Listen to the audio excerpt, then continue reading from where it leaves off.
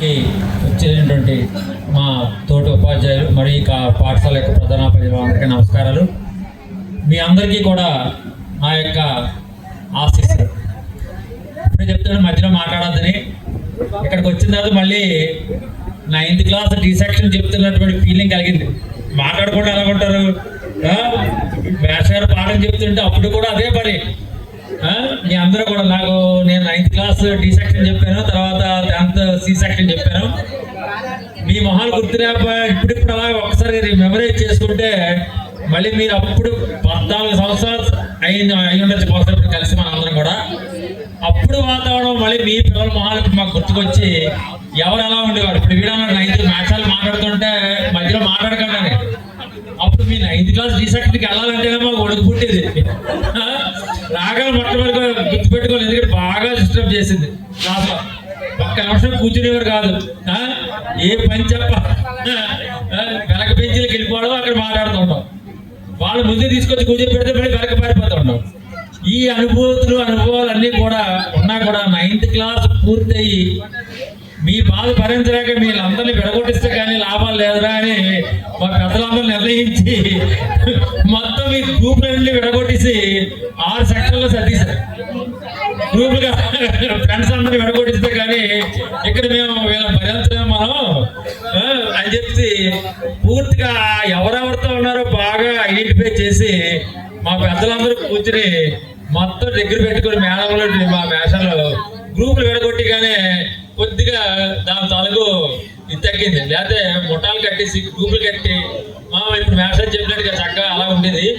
కానీ చాలా ఒక 6 నెలలు అయ్యేటప్పటికి మీకు మాకు మధ్యలో మంచి రిలేషన్ పెరిగింది.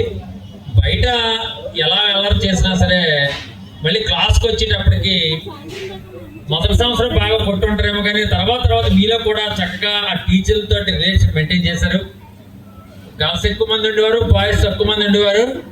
ఉన్న 4 కూడా పాప క్లాస్కి వస్తే కొద్ది జాగ్రత్తగా ఉండేవారు. కొంత అలర్ చేసేవారు అనుకోండి, కానీ చెప్తే వినేవారు. మ్యాథ్స్ అనేది నోట్స్ లాంటి కొద్దిగా కష్టంగా ఉండేది, కానీ క్లాస్ అయితే వినేవారు. బాగా చదివిన పిల్లలు కూడా ఉండేవారు. ఇప్పటికీ గుర్తు బాగా నాకు. అంచేది ఏంటంటే మేము వచ్చిన 1 సంవత్సరం అయ్యేటప్పటికి మీకు మాకు మధ్యలో మంచి బాండింగ్ పెరిగింది. కానీ ఒక 15 సంవత్సరాలు పూర్తయి ఎప్పటికీ కూడా మమ్మల్ని గుర్తుపెట్టుకొని మమ్మల్ని పిలిచి ఈరోజు నిజంగా మళ్ళీ ఒక 15 సంవత్సరాలు వెనక్కి తీసుకెళ్ళారు. ఈరోజు మేము మ్యాథ్స్ చెప్పాడుగా ఏదైనా ఫంక్షన్ ఉంటేనే ఎగ్గొట్టవచ్చు, కానీ ఇలాంటివి మేము ఎగ్గొట్టలేము.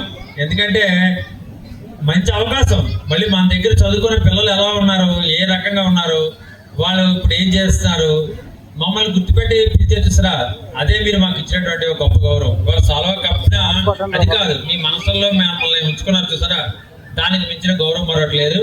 అలాగే ఇప్పుడు అందరూ కూడా చాలా మంది వచ్చారు. మీరు అందరూ కూడా మంచి పొజిషన్లోని మీ జీవితాలు చక్కగా చూసుకుంటూ చక్కగా ఉంటారని.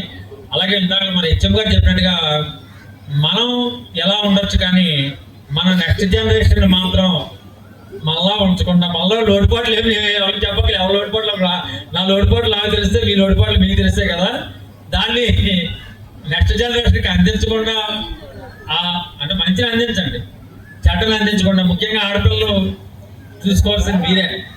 మగపిల్లలకి ఏముంది, ఎక్కడ తిరుగుతుంటారో వస్తారో ఉద్యోగం చేస్తారో బయట, కానీ మన పిల్లలు మనతో ఎక్కువ టచ్లో ఉంటారు. కాబట్టి ఆడపిల్లలందరూ కూడా మీ నెక్స్ట్ జనరేషన్ని కొద్దిగా బాగా తయారు చేసి, అలాగే మేము కూడా చెప్పిన మాటలు కొన్ని మంచి మాటలు మీ బుర్రలోకి వెళ్ళి ఉంటాయి, వాటిని పాటిస్తూ మీ జీవితాలు అందరూ కూడా చక్కగా ఉండాలని మరొక్కసారి మంచి అవకాశాన్ని మాకు కల్పించినందుకు మీకు మరొకసారి మా ధన్యవాదాలు తెలియజేసుకుంటూ thank you very much. All the best.